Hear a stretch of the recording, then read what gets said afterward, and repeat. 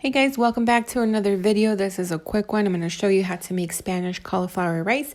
You're going to need a bag of rice cauliflower, and I got this one from Target. It was $1.99.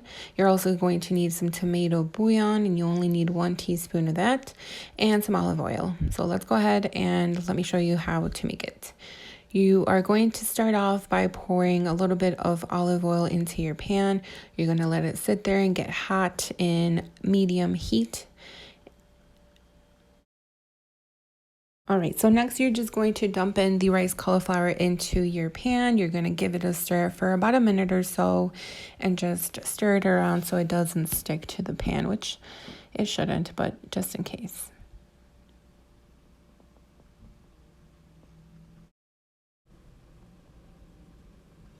All right, now after about a minute or so of stirring, you're going to add the 1 teaspoon of tomato bouillon. I forgot to show you guys before I dumped it in there, but this is 1 teaspoon.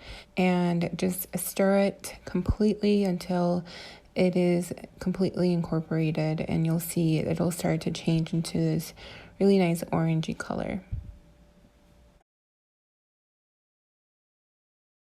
All right, so this is what it looks like after you have stirred the tomato bouillon, and it looks really pretty. It looks like actual rice, which I love. And what I'm gonna do next is just add a 1/4 cup of water to this rice, and I'm just gonna put the lid on after giving it one last stir, and I'm just gonna let it cook on low heat for 3 to 5 minutes, just until the water is completely evaporated. All right, so after it's been cooking for 3 to 5 minutes, this is what it looks like, and it's ready to be served. And it looks and tastes amazing. You guys, give it a try. I hope you guys enjoyed this video. If you did, please be sure to give it a thumbs up. Share it with your friends who are doing keto or anyone who might like this very easy rice cauliflower recipe.